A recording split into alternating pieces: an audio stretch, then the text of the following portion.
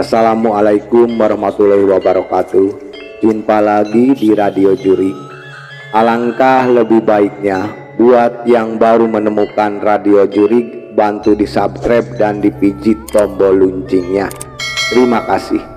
Kali ini Radio Jurig memiliki cerita yang berjudul Di Balik Mei 1998.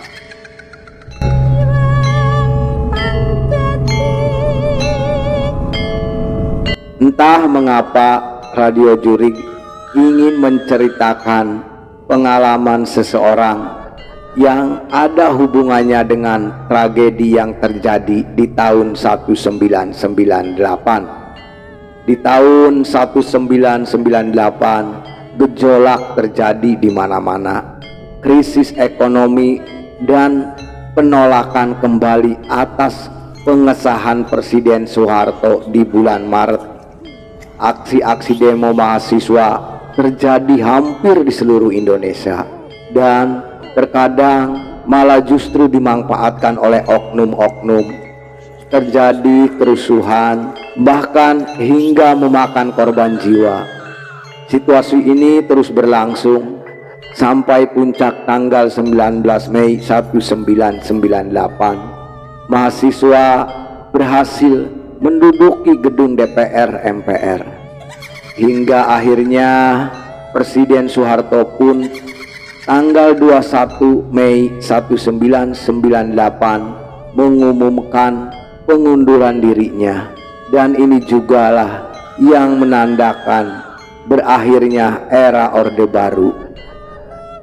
Semoga bisa diambil pelajaran dari sejarah ini.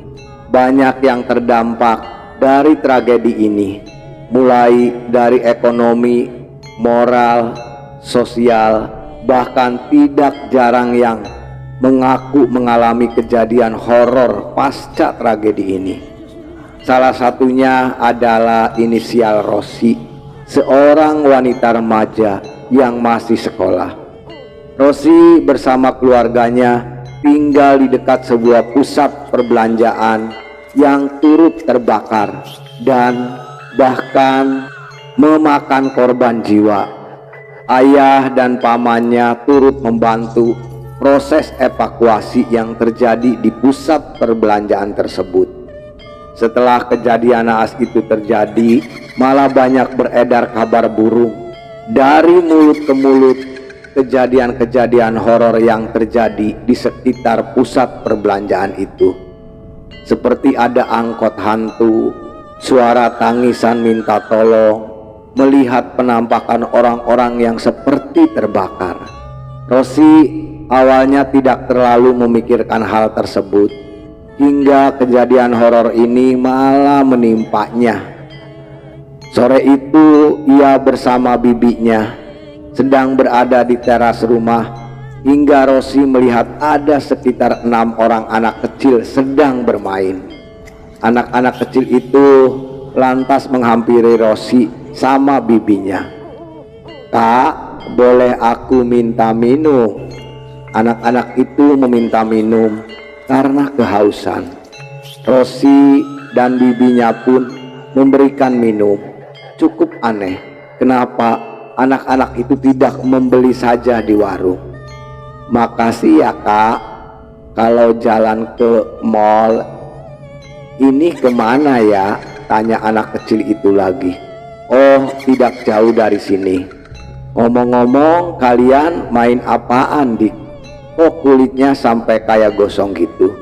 tanya bibi penasaran. Anak-anak itu hanya tersenyum dan tidak menjawab.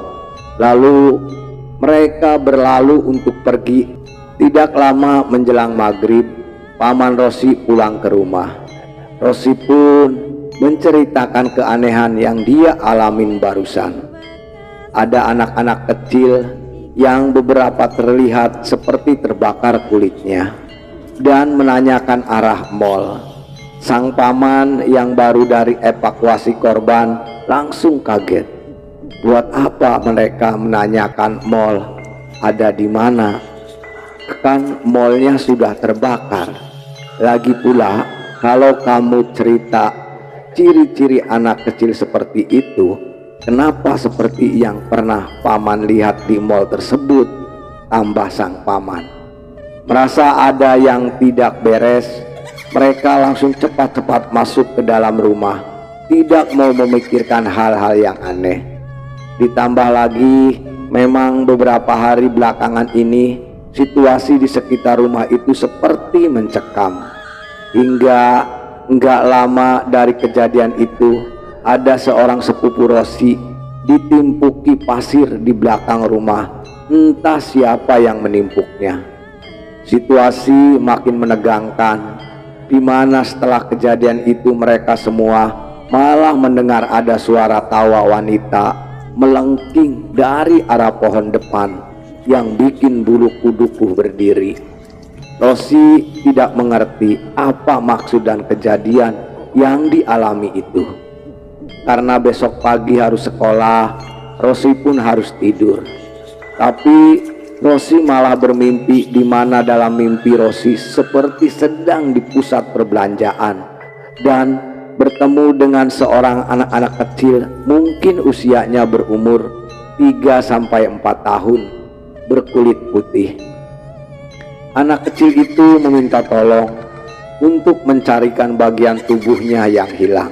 "Kak, tolong carikan mataku." Rosi terbangun dari mimpinya. Dia kaget, kenapa bisa-bisanya mimpi seperti itu. Azan subuh pun berkumandang.